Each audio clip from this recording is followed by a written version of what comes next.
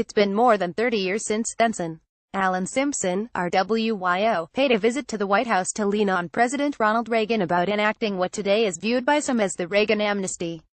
"It's high time we regained control of our borders, and this bill will do it," Ronald Reagan said.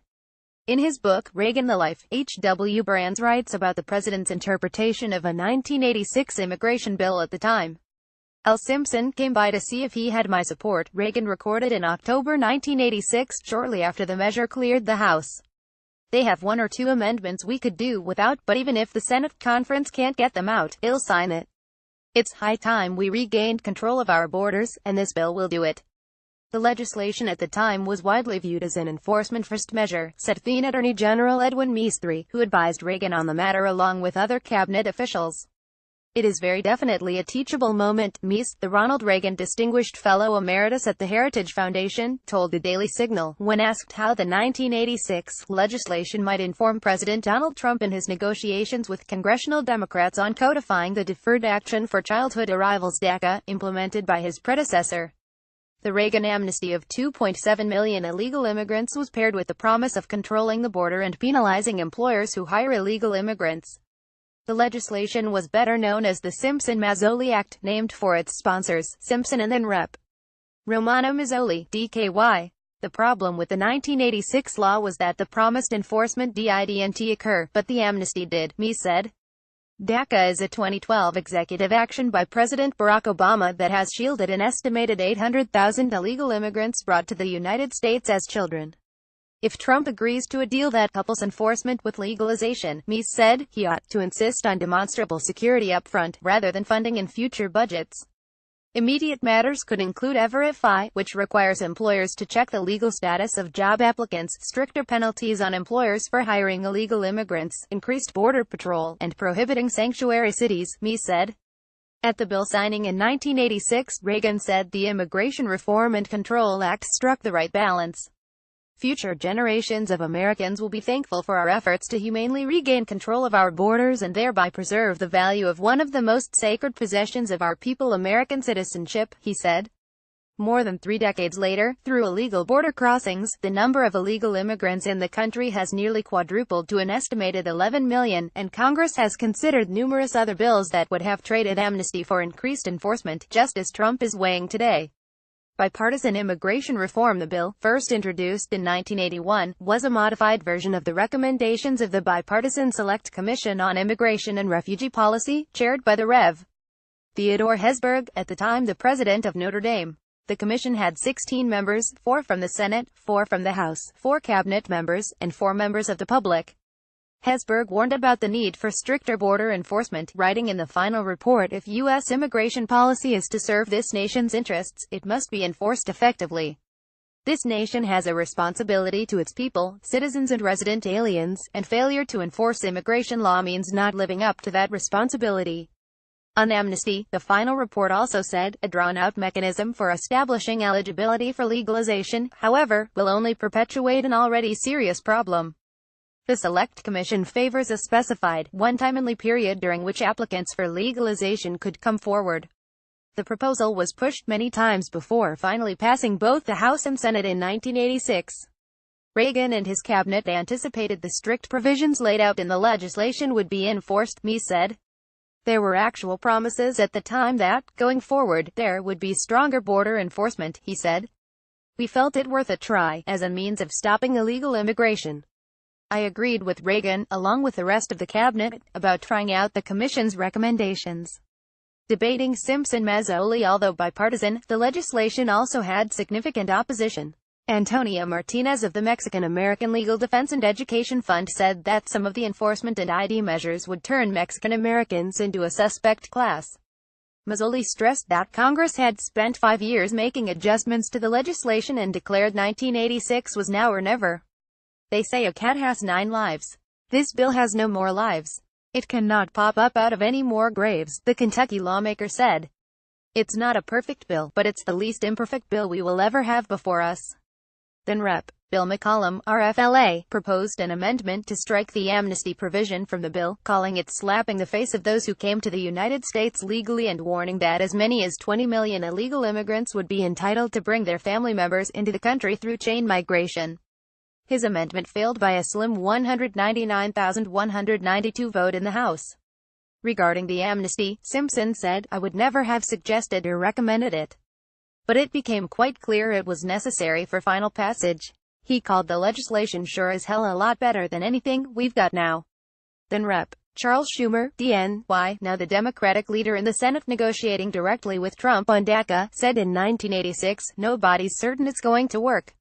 But everyone was certain that the present situation is just terrible. So if it doesn't work, we'll have to go back to the drawing board." When signing the bill on November 6, 1986, Reagan called it the most sweeping immigration reform since 1952. This legislation takes a major step toward meeting this challenge to our sovereignty. At the same time, it preserves and enhances the nation's heritage of legal immigration, Reagan said. The president talked about the essential components of the new law. It will remove the incentive for illegal immigration by eliminating the job opportunities which draw illegal aliens here. We have consistently supported a legalization program which is both generous to the alien and fair to the countless thousands of people throughout the world who seek legally to come to America. The legalization provisions in this act will go far to improve the lives of a class of individuals who now must hide in the shadows, without access to many of the benefits of a free and open society. Very soon, many of these men and women will be able to step into the sunlight and, ultimately, if they choose, they may become Americans. Manuel Lopez, president of the Mexican-American Political Association, likened the legislation to the Emancipation Proclamation, according to the Brand's book. "There was another consideration," said Craig Shirley, a presidential historian and Reagan biographer. "Everybody forgets the Cold War was still at its peak. Reagan did not want to hand Soviet leader Mikhail Gorbachev a propaganda victory by forcibly evicting masses of immigrants," Shirley told the Daily Signal. "A lot of these immigrants at the time were not economic refugees, but political refugees, coming here to escape communist regimes in Nicaragua and El Salvador." After Reagan, the Reagan administration planned enforcement, but subsequent administrations showed little interest in enforcing the laws after amnesty was in place, said Shirley. Reagan was focused on a bill about enforcement, learning the language, paying back taxes, he said, adding that Reagan's immediate successor, George H.W. Bush, was a problem. The Bush administration never enforced the law, and neither did subsequent administrations. Simpson and Mazzoli agreed in a Washington Post-op column about 20 years after their bill passed. Their piece appeared at about the time a comprehensive immigration reform package, that also exchanged increased border security for amnesty, had the backing of President George W. Bush. The two sponsors wrote, "Although we do have pride of authorship, we also believe that the shortcomings of the act are not due to design failure, but rather to the failure of both Democratic and Republican administrations since 1986 to execute the law properly. All administrations since 1986 have allocated funding and personnel resources more generously to the task of securing the border than to enforcing IRCA in the workplace." Why? One answer is that there are never enough federal budget resources. Another is that administrations of both stripes are loath to disrupt economic activities, i.e., labor supply in factories, farms and businesses. Enforcement also became very complicated, said Stephen F. Hayward, a historian and Reagan biographer. There were some early steps about employment enforcement, but a system quickly emerged for forged documents, especially Social Security cards, on a massive scale that made a farce of the whole thing, Hayward told the Daily Signal. The number of illegal aliens who received amnesty at that time was tiny compared to today's numbers. Teachable moment for Trump. The big problem with Reagan's deal in 1986 and Trump's pending deal is that such details tend to spin out of control, said James J. Carafano, a vice president for national security at the Heritage Foundation. "We think the lesson of 1986 is there is no deal you can make that's satisfactory," Carafano told the Daily Signal. "Amnesties undermine border enforcement and enforcing immigration law and just encourage more illegal migration, so any deal is self-defeating." Neither Congress nor the executive branch followed through after the 1986 deal was cut, Carafano said. "That would certainly be the case here," he said. "Any deal would just be seen as the first step towards open borders and the left would undermine future enforcement at every opportunity. We are against deals on immigration and border security. Easy issue ought to be dealt with on its own. The last thing we want is a mini, Gang of Eight bill. If Trump is intent on some deal, there are certain demands he should make so as not to repeat the Simpson-Mazzoli law," Hayward said. I think President Trump has to insist that employment verify, funding for serious border security, not necessarily a wall, and an end to chain migration have to be non-negotiable conditions of any deal, Hayward said. Reagan should have applied to immigration what he said about arms control with the Soviet Union, trust but verify, or in this case, trust but verify. That's the lesson Trump should take. Beyond stricter policies, Trump and other politicians should emulate Reagan's attitude toward one specific aspect of immigration.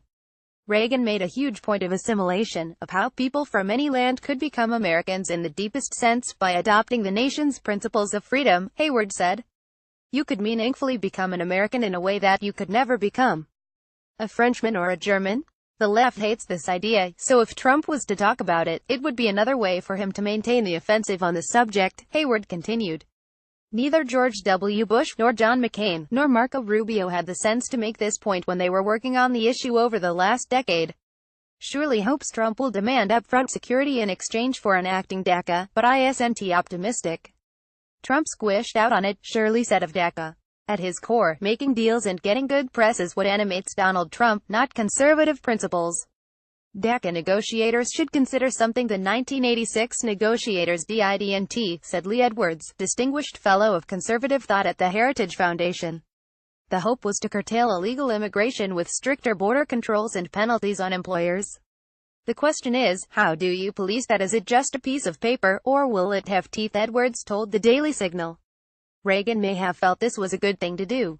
With his Irish ancestry, he was sympathetic to the idea. It was a feel-good bill, and he was told, well, make sure there is border security.